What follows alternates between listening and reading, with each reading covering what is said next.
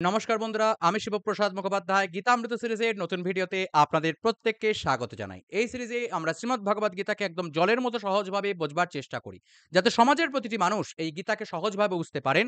সেজন্যই আমার এই ছোট্ট প্রচেষ্টা। আমি ইতিমধ্যেই গীতার প্রথম ১৬টি অধ্যায় এবং ১৭ নম্বর অধ্যায়ের প্রথম ২০টি শ্লোক বিস্তারিতভাবে আলোচনা করেছি, যার লিঙ্ক নিচে ডেসক্রিপশনে দেওয়া থাকবে। অবশ্যই ভিডিওগুলি দেখবার অনুরোধ থাকলো। আজকে আমরা শ্রীমদ্ ভগবদ গীতার পরবর্তী শ্লোকগুলি সম্পর্কে জানতে চলেছি। তো চলুন শুরু করা যাক। শ্রীমদ্ ভগবদ গীতা সপ্তদশ অধ্যায় শ্রদ্ধাত্রয় বিভাগ যোগ শ্লোক নাম্বার ২১ থেকে ২৮। তো এই অধ্যায়েরও সূচনা হচ্ছে ভগবানের শ্রীমুখে। পূর্ববর্তী ভিডিওতে কিন্তু আমরা জানতে পেরেছিলাম যে ভগবান বলেছেন সাত্ত্বিক দান কি রূপে হয়ে থাকে। আজকে আমরা জানবো রাজসিক এবং তামসিক দান, এবং পরবর্তীকালে ভগবান কি বলছেন সেই সম্পর্কে। ভগবান বলছেন, ইয়ত্যু প্রত্যুপকারার্থং ফলমুদ্দিশ্য বা পুনঃ দীয়তে চ পরিক্লিষ্টং তদ্দানং রাজসংস্মৃতম। অর্থাৎ যে দান ক্লেশপূর্বক প্রত্যুপকারের আশায় অথবা ফল লাভের উদ্দেশ্যে এবং অনিচ্ছা সত্ত্বেও করা হয় তাকে রাজসিক দান বলে। অর্থাৎ ইচ্ছা নেই, দান করবার ইচ্ছা নেই, শুধুমাত্র লোককে দেখানোর জন্য ক্লেশবশত আমার ক্লেশ হচ্ছে, মনের মধ্যে কষ্ট হচ্ছে টাকাটা দান করতে, তবুও আমি দান করছি। এইরকম ভাবে এর সঙ্গে ফল লাভের উদ্দেশ্যে, অর্থাৎ আমি দান করলাম কেন? আমার পুণ্য হবে বলে, আমার শুধুমাত্র পুণ্য হবে এইজন্য আমি দান করছি। এইভাবে যে দান করা হয়, ভগবান বলছেন তাকে বলা হয় হলো রাজসিক দান। এরপরে ভগবান কি বলছেন? অদেশকালে যদ্দানম অপাত্রেভ্যশ্চ দীয়তে অসৎকৃতমবজ্ঞাতং তত্যামাসমুদারিতম। অর্থাৎ মান সম্মান না করে অবজ্ঞাপূর্বক যাকে দান করছেন তাকে রেসপেক্ট না দিয়ে অবজ্ঞা করে অযোগ্য পাত্রে যার যেটা প্রয়োজন তাকে সেটা দিচ্ছেন না। অর্থাৎ যার অন্ন চাই তাকে আপনি বস্ত্র দিচ্ছেন, আর যার খিদে পেয়েছে তাকে আপনি জামা দিচ্ছেন, এরকম নয়। অপবিত্র স্থানে যেখানে দান করছেন, কিন্তু দান করার পরে সেই টাকাটা কোনো শুভ কাজে লাগছে না, অশুভ কাজে লাগছে। এইরকম ভাবে করে যদি কোনো দান হয়, অর্থাৎ কাউকে আপনি দান করলেন এবং সেই টাকাটা দিয়ে সে মদ খেলো, এইরকম ভাবে কাউকে দান করলে চলবে না। এবং অশুভ সময় মানে দানের একটা সময় রয়েছে।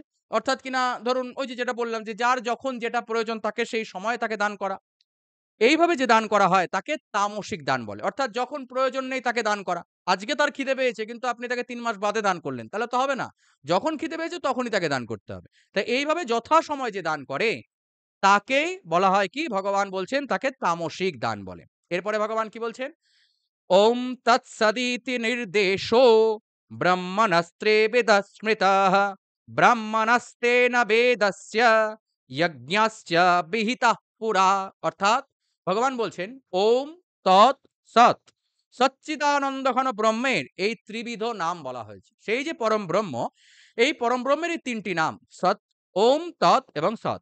এই ত্রিবিধ নির্দেশ দ্বারা সৃষ্টির প্রারম্ভে যজ্ঞের কর্তা ব্রাহ্মণ, যজ্ঞের কারণ বেদ এবং যজ্ঞরূপ ক্রিয়া নির্মিত হয়েছে। অর্থাৎ যজ্ঞের কর্তা ব্রাহ্মণ। এখানে ব্রাহ্মণ বলতে কিন্তু ওই মানে আমার শরীরে একটা পৈতে আছে, এই পৈতের জন্য আমি ব্রাহ্মণ, এরকম ব্যাপারটা কিন্তু নয়। এখানে ব্রাহ্মণ তিনি নয়। এখানে ভগবান কি বলছেন? যজ্ঞের কর্তা ব্রাহ্মণ, অর্থাৎ ব্রহ্মকে ধারণকারী তিনি ব্রাহ্মণ। এই যজ্ঞ বলতে শুধু যজ্ঞে আহুতি নয়। যজ্ঞ হলো সমস্ত কিছুই যজ্ঞ। অর্থাৎ আপনি যখন আপনার মাকে ১ গ্লাস জল দিচ্ছেন, সেটাও কিন্তু পিতৃযজ্ঞের মধ্যে পড়ে। অর্থাৎ তাকে সেবা যজ্ঞ ওটা। আপনি যখন কোনো কিছু দান করছেন সেটা দান যজ্ঞ। যখন আপনি পড়াশোনা করছেন তখন সেটা জ্ঞান যজ্ঞ। তো ভগবান বলছেন যজ্ঞের কর্তা ব্রাহ্মণ, অর্থাৎ যে কোনো কর্ম ভগবানকে নিবেদনপূর্বক করা উচিত। তাই যজ্ঞের কর্তা তিনি হলেন সম্পূর্ণ কর্তা, সেই পরম ব্রহ্ম, সেই ব্রাহ্মণ বা ব্রহ্মণ। যজ্ঞের কারণ বেদ। যজ্ঞ অর্থাৎ কর্ম, যে কোনো কর্ম তার কারণ কি হওয়া উচিত? বেদ বা জ্ঞান বা সততা বা নলেজ বা মানুষের মঙ্গল। বেদ কাকে বলে? বেদের অপর নাম জ্ঞান। বেদ কেন ভগবান দিয়েছিলেন? বেদ কেন ভগবান এভাবে আনলেন? কারণ মানব কুলের মঙ্গলের জন্য। তো যজ্ঞের কারণ হলো বেদ, অর্থাৎ কিনা মানুষের মঙ্গলের জন্যই তোমার সম্পূর্ণ কর্ম হওয়া উচিত। এবং কর্ম কিরকম হয়েছে? বলছে যজ্ঞরূপ ক্রিয়া। অর্থাৎ তুমি যাই কর্ম করো না কেন, যেটা আমি আগে বললাম যে দান করলে সেটা দান যজ্ঞ, তপস্যা করলে সেটা তপস্যা যজ্ঞ, পড়াশোনা করলে সেটা জ্ঞান যজ্ঞ। তো তুমি যাই করো না কেন সেটা আসলে যজ্ঞ। তাই ভগবান বলছেন যজ্ঞরূপ ক্রিয়া নির্মিত হয়েছে। আশা করি বোঝাতে পারলাম। এই বিষয়গুলো ডিটেইল না বুঝলে কিন্তু আপনারা গীতাকে বুঝতে পারবেন না। পরের শ্লোকে ভগবান কি বলছেন? তস্মাদ্যোমিত্যুদারীত্যা যজ্ঞদানঃ তপঃ ক্রিয়াঃ প্রবর্তন্তে বিধানোক্ত্যাঃ সততং ব্রহ্মবাদিনাম। অর্থাৎ সেই হেতু বেদবাদিগণ শাস্ত্র বিধান অনুযায়ী যজ্ঞ, দান, তপস্যাদি কর্ম সর্বদা ওম সর্বপ্রথমে এই ব্রহ্মবাচক শব্দ উচ্চারণ করে আরম্ভ করেন। অর্থাৎ যারা বেদবাদী, যাদের বেদে অধিকার রয়েছে, অর্থাৎ যারা ব্রহ্মচারী, যারা পণ্ডিত, যারা বেদে, যাদের কাছে বেদ পাঠের অধিকার রয়েছে। অধিকার বলতে আপনি এটা ভাববেন না যে আপনি, অধিকার সবার রয়েছে। মার্কেট থেকে একটা বই কিনে এনে আপনি পড়লে তার অধিকার আপনাকে রয়েছে। আপনি একটা বেদ কিনলে দোকানদার আপনাকে জিজ্ঞেস করবে না, দাদা আপনি ব্রাহ্মণ তো তাহলে আমি বেদটা দেবো না, এরকম ভাবার কোনো কারণ নেই। বেদ সকলের জন্য, কিন্তু অধিকার বলতে সেই বেদকে বোঝবার ক্ষমতা। অর্থাৎ আপনি যদি এখন ২ ২ এ ৪ ৩ দুগুণে ৬ এইটুকু না জানেন, আর আপনি যদি বলেন যে আমার পিএইচডি অঙ্কের ক্লাসে ঢোকার অধিকার চাই, আপনাকে ঢুকতে দেবে না। কেন? কারণ আপনি এখন ঢুকে কিছু বুঝবেন না। ঠিক সেইভাবে আমি বলতে চাইছি, বা শাস্ত্র বা গীতায় ভগবান বলছেন বেদবাদিগণ, অর্থাৎ কিনা ব্রহ্মবাদিনাম, ভগবান গীতায় বলছেন ব্রহ্মবাদিনাম, যারা ব্রহ্মবাদী, যারা ব্রহ্মকে জানতে সচেষ্ট, ব্রহ্মকে ধারণ করেন যারা, যাদের কিনা সেই ব্রহ্মকে জানার বোঝবার ক্ষমতা রয়েছেন, তারা, যারা শাস্ত্রবিধি অনুসারে চলে, তারা যজ্ঞ, দান, তপস্যা যা কর্ম করুন না কেন, সর্বপ্রথমে ওম সেই ব্রহ্মবাচক শব্দ উচ্চারণ করেই তারা সেই কর্মটি আরম্ভ করেন। আর যারা বেদকে বুঝতে পারেন না, বেদকে বোঝার ক্ষমতা নেই, সাধারণ যারা মানুষ, যারা সন্ধান ত্রিসন্ধ্যা বা ইত্যাদি করেন না, তাদের জন্য কি? তাদের জন্য শাস্ত্র বলেছে নম বলতে। কারণ ওমকে যদি তুমি বুঝতে না পারো, তাহলে ওমের জায়গায় তুমি নম বলবে। একই ফল সেটাকে প্রদান করে। এরপরে যদি কেউ বলে না আমি বেদকে বুঝি, বেদকে জানি, বেদকে বুঝতে পারি, আমি ওম বলবো, বলতে পারে। ভগবানই বলেছেন যথেচ্ছা আসি তথা কুরু, তোমার যেটা ইচ্ছা তুমি সেটা করো। ভগবান তো সেটা স্পষ্টই বলে দিয়েছেন। দুঃখিত পইতাটা তখন দিয়ে বেরিয়ে রয়েছে। এটা দেখতে বাজে লাগছে। মাফ করবেন। আচ্ছা, পরের শ্লোকে যাব। পরের শ্লোকে ভগবান কি বলছেন? তদিত্যনভিসন্ধায় ফলং যজ্ঞতপঃ ক্রিয়া দানক্রিয়াশ্চ বিবিধঃ ক্রিয়ন্তে মোক্ষকাঙ্ক্ষিবিঃ। অর্থাৎ তৎ এই ব্রহ্মবাচক দ্বিতীয় শব্দ উচ্চারণ পূর্বক মুমুক্ষু ব্যক্তিগণ ফলাকাঙ্ক্ষা না করে নানাবিধ যজ্ঞ, তপস্যা ও দানাদি কর্মের অনুষ্ঠান করেন। যারা মুমুক্ষু, মুমুক্ষু বলতে কিছু চাইছি, অর্থাৎ কিনা জ্ঞান চাই, আমি দান করতে গিয়ে সম্পূর্ণ ফলের আকাঙ্ক্ষা ত্যাগ করতে চাই। যারা এইভাবে মুমুক্ষু, তারা ফলের আকাঙ্ক্ষা না করে নানাবিধ যজ্ঞ, তপস্যা ইত্যাদি দান যাই করুন না কেন, তার আগে তৎ বা সেই ব্রহ্মবাচক দ্বিতীয় শব্দ বা ব্রহ্মকে স্মরণ করে সেই কর্মটি করে থাকে।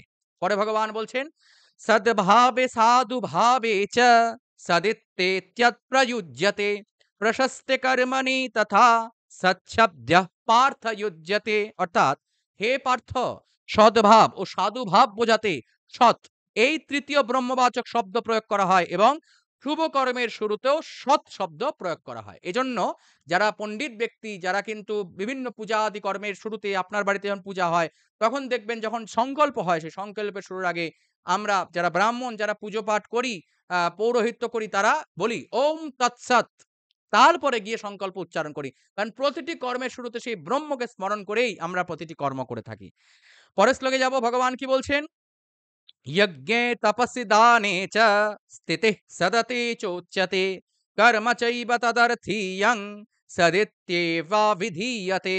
এবং যজ্ঞ, দান ও তপস্যাতে যে স্থিতি, তাকেও সৎ বলা হয়। অর্থাৎ যজ্ঞে স্থিতি, দানের স্থিতি এবং তপস্যাতে স্থিতি, অর্থাৎ সদা সর্বদা নিজেকে, নিজের হৃদয়ে তাকে ধারণ করা, এবং ভগবৎ প্রীতির নিমিত্ত যে কর্ম অনুষ্ঠিত হয়, তাকে সৎ কর্ম বলা হয়। অর্থাৎ ভগবান প্রীতির জন্য, ভগবান কিসে প্রীত হয়? ভগবান মঙ্গল কার্যে প্রীত হয়। অর্থাৎ আপনি যে মঙ্গল কর্ম করেন, সেই মঙ্গল কর্মই সৎ কর্মরূপে নির্দেশিত। এরপরে শ্লোকে ভগবান বলছেন অশ্রদ্ধয়া হুতং দত্যং তপস্তপ্তং কৃতং চ যৎ অসদিত্যুচ্যতে পার্থ না চ তৎপ্রেত্য নো ইহ। অর্থাৎ হে অর্জুন, হোম, দান, তপস্যা বা অন্য কোন শুভ কর্ম অশ্রদ্ধাপূর্বক করলে তাকে অসৎ বলা হয়। আপনি হাজারো শুভ কর্ম করে ফেলুন না কেন, যদি তাতে আপনি শ্রদ্ধা না রাখতে পারেন, তাহলে সেই কর্ম অসৎ কর্ম বলা হবে। এজন্য ইহলোকে বা পরলোকে কোথাও তা ফলপ্রসূ হয় না। যে কর্মের পিছনে শ্রদ্ধা নেই, তার কোনো কর্ম কখনোই ফল লাভ হতে পারে না। যেমন উদাহরণ দিয়ে বলা যাক, শ্রদ্ধা বলতে কি বোঝায়? ধরা যাক আপনি একটা কিছু শিখছেন। আপনি একটা হাতের কাজ শিখছেন কিন্তু আপনার তাতে শ্রদ্ধা নেই। শ্রদ্ধা না থাকলে আপনার মনোযোগ থাকবে না। মনোযোগ না থাকলে আপনি সেই কাজ শিখতেও পারবেন না। আর না শিখতে পারার ফলে আপনি সেই কর্মে উন্নতিও করতে পারবেন না। তো ভগবান বলছেন যাতে শ্রদ্ধা নেই সেই কর্ম করে কোনো লাভ নেই। তো এরপরের শ্লোকে যাব ভগবান কি বলছেন? ওম তৎসদিতি শ্রীমদ্ভগবত গীতাসু উপনিষদসু ব্রহ্মবিদ্যায়াং যোগশাস্ত্রে শ্রীকৃষ্ণার্জুন সংবাদে শ্রদ্ধাত্রয় বিভাগ যোগ নাম সপ্তদশোধ্যায় অর্থাৎ তৎসৎ এই যে দেখুন ওম তৎসৎ এই যে গীতার শুরু থেকে যখন আপনারা শুনছিলেন সেই ওম তৎসৎ যে বারবার বলা হচ্ছিল সেই ওম তৎসৎ শ্রীমদ্ ভগবত গীতারূপ উপনিষদের ব্রহ্মবিদ্যাবাচক শ্রীকৃষ্ণ অর্জুন সংবাদে শ্রদ্ধাত্রয় বিভাগ যোগ নামক সপ্তদশ অধ্যায় এখানেই সম্পূর্ণ হলো। তো ভগবানের এই আজকের ভিডিও আমরা এখানেই শেষ করছি। পরবর্তী ভিডিওতে আমরা পরের অধ্যায় সম্পর্কে জানবো। ভিডিওটি কেমন লাগলো অবশ্যই নিচে কমেন্ট করে জানাবেন। ভালো লাগলে ভিডিওটি লাইক করবেন, শেয়ার করে সনাতন ধর্ম প্রচার এবং প্রসারের যাত্রা আপনাদের সহযোগিতা একান্তভাবেই কামনা করি। আর যদি এখনো চ্যানেলকে সাবস্ক্রাইব না করে থাকেন, নিচের লাল রঙের সাবস্ক্রাইব বাটন ক্লিক করে বেল আইকন প্রেস করে সঙ্গে থাকবেন। দেখা হচ্ছে পরবর্তী ভিডিওতে। নমস্কার। জয় সনাতন, জয় সনাতনী, দুর্গা দুর্গা।